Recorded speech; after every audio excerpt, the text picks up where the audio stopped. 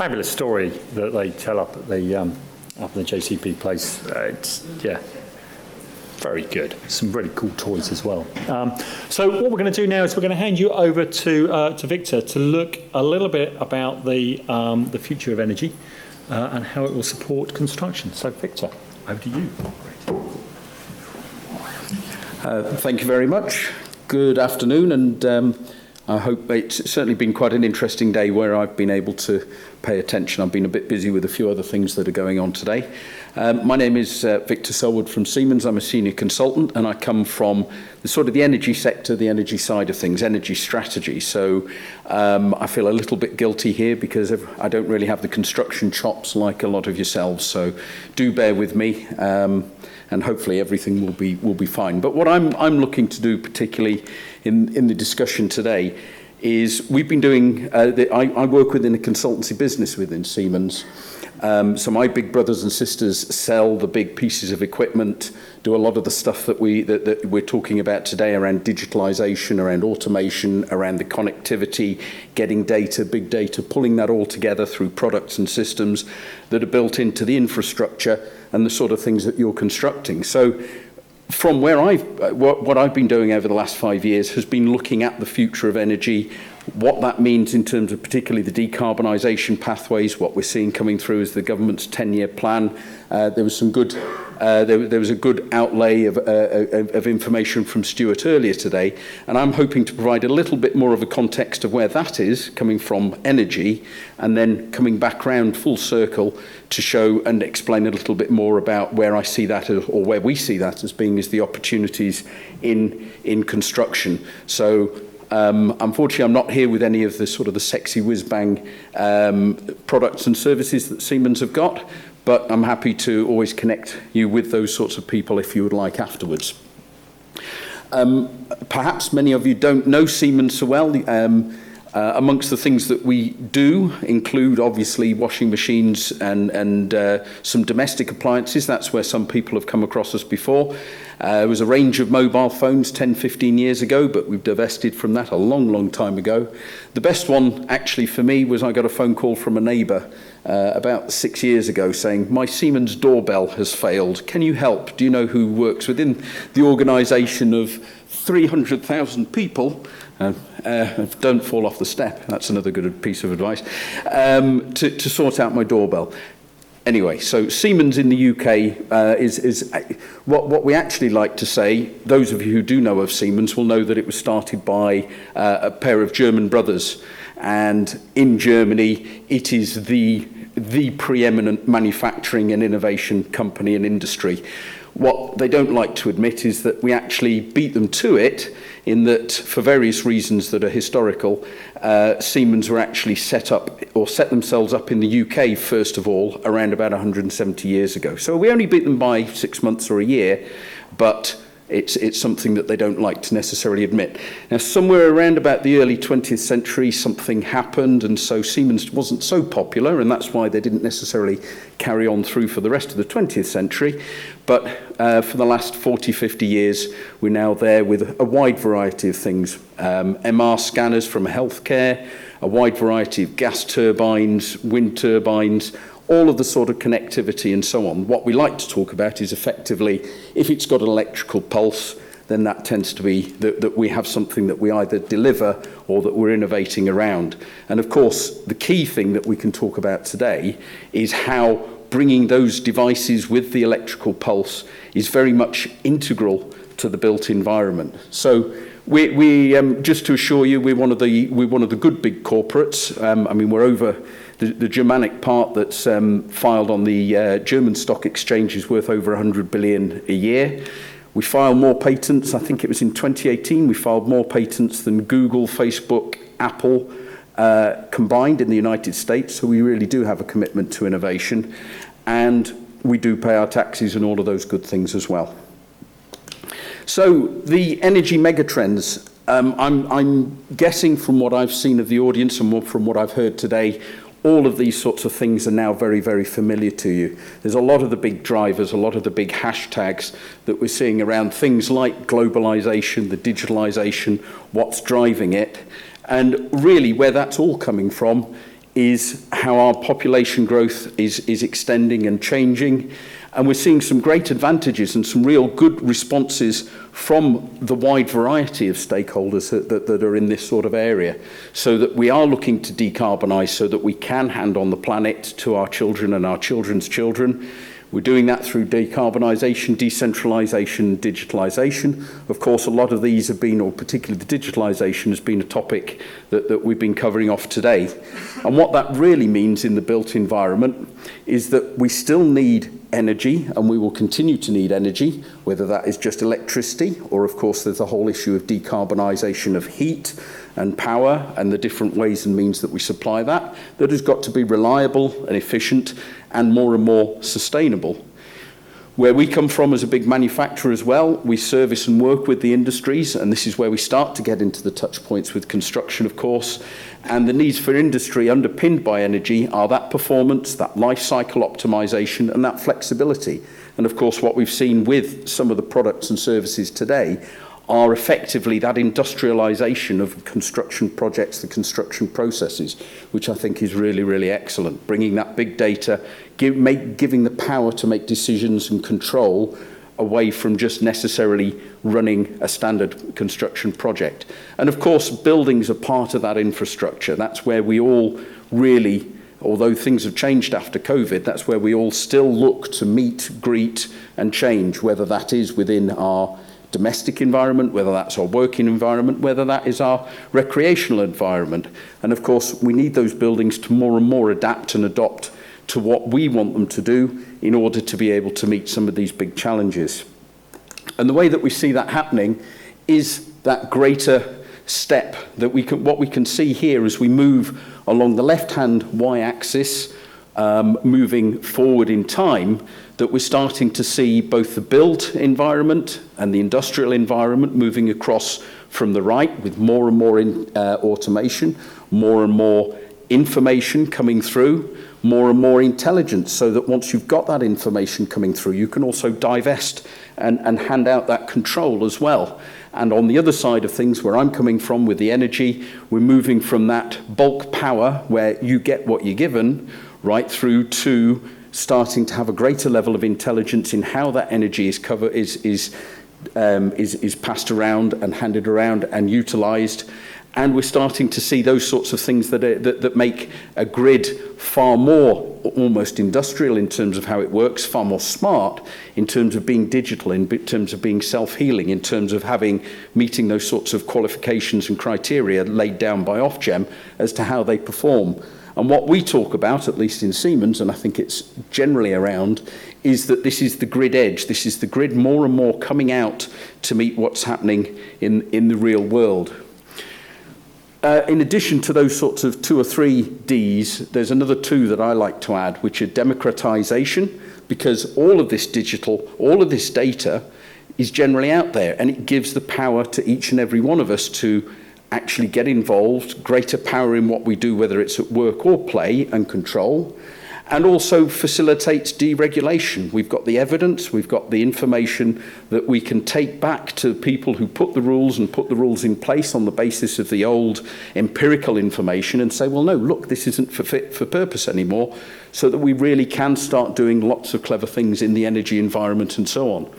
And where those particular touch points flow through, making our infrastructure smart, embedding those sensors, bringing that data through, distributing automation and control and intelligence into the field, all of these sorts of things then give us great capabilities that have touch points with yourselves in construction, whether that's transport, improving with both the revolution into electric vehicles, but also as we will move into hydrogen-fueled vehicles in the near future as well.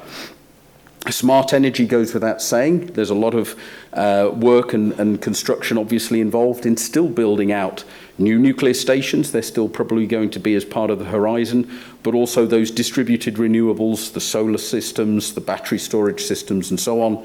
And of course those buildings, making sure that they're more intelligent, more lightweight, better constructed, more fit for purpose and so on.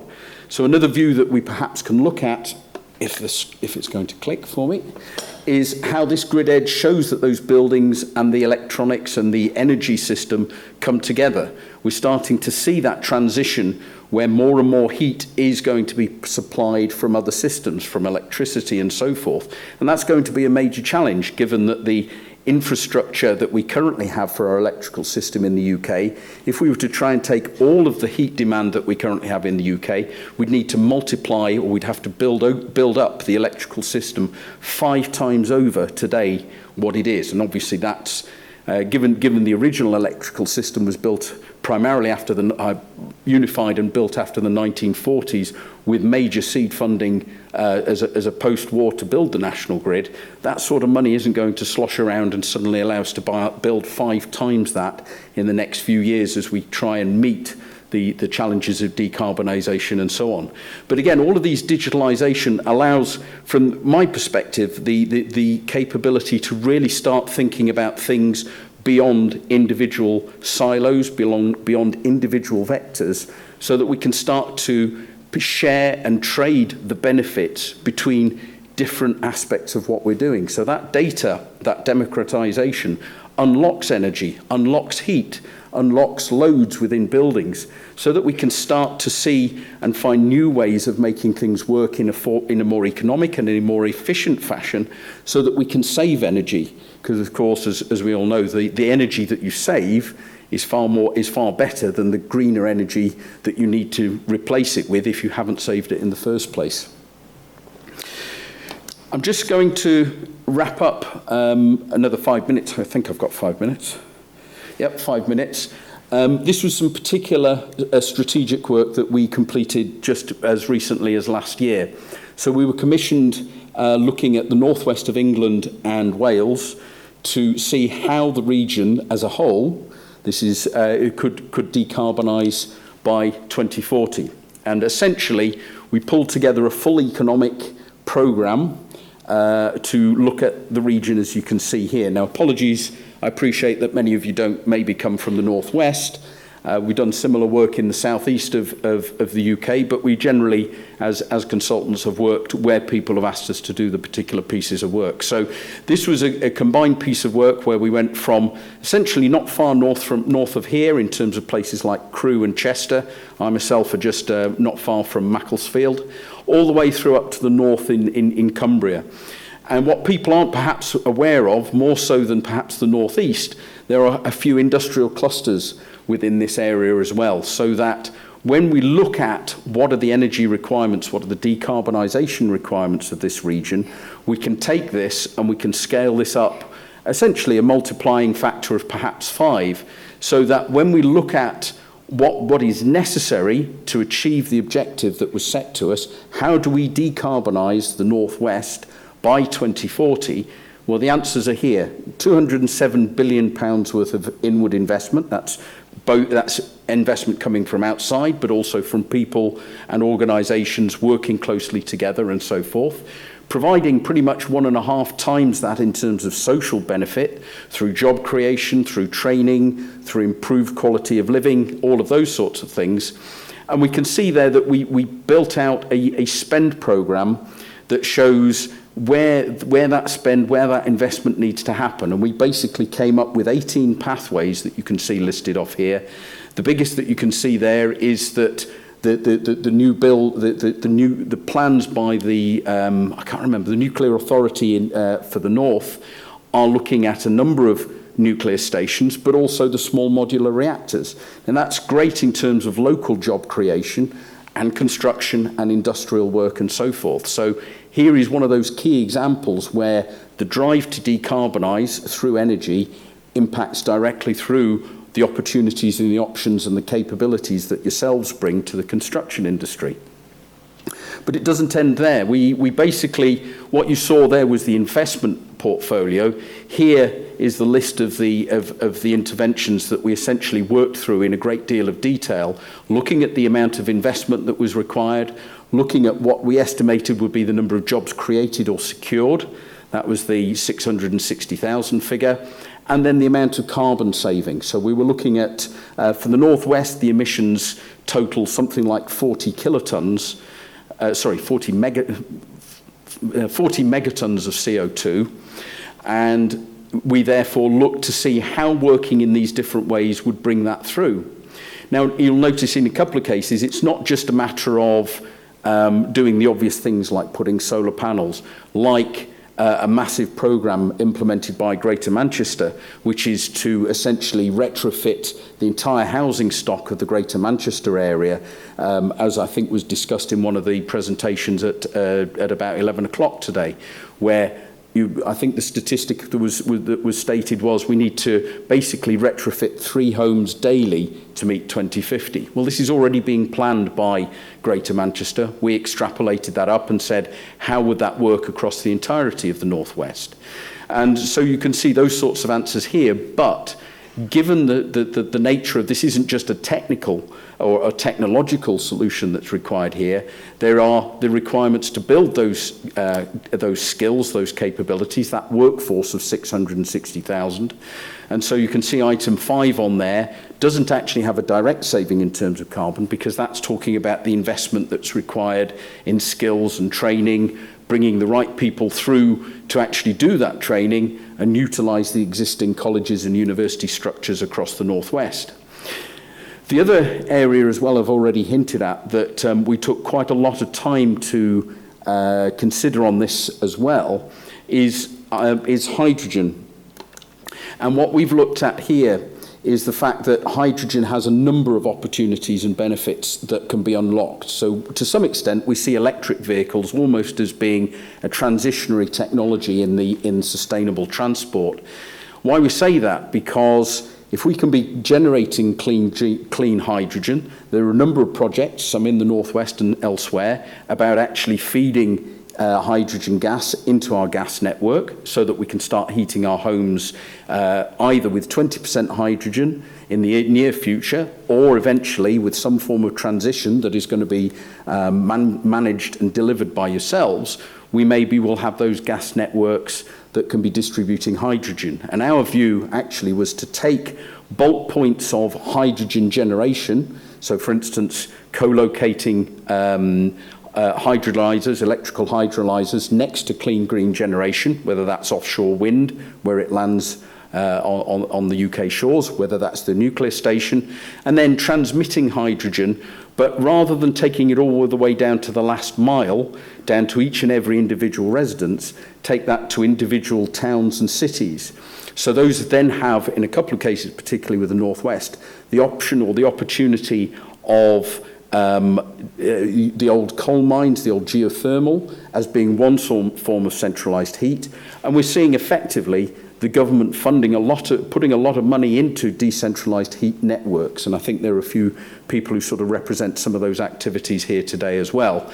So in terms of, that's another one of those big major construction issues and opportunities is, again, within the built environment, how do we land the energy that's beneath our feet, the clean, green, sustainable energy, either piping it in as hydrogen or bringing it in as from utilising the heat resources and the water and the mining resources, particularly those that you find in the Northwest, the Northeast and the Midlands, to provide that sustainable heated energy. So I'd just like to leave you with, if the clicker wants to work, maybe the batteries are dying. Where I actually sit within Siemens is called smart infrastructure.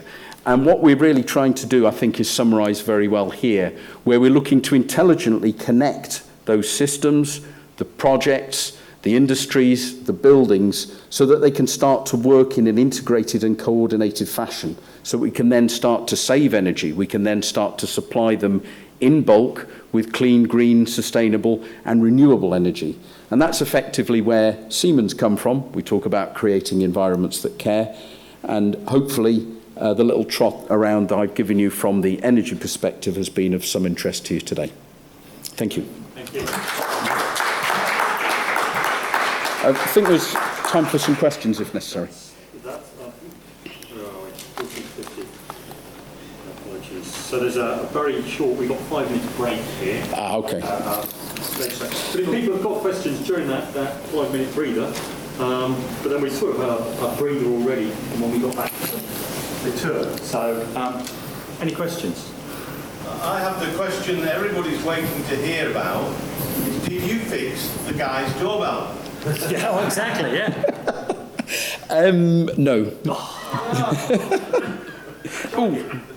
Not least because I can't maintain my balance, so if I was on a stepladder, I'd be really dangerous.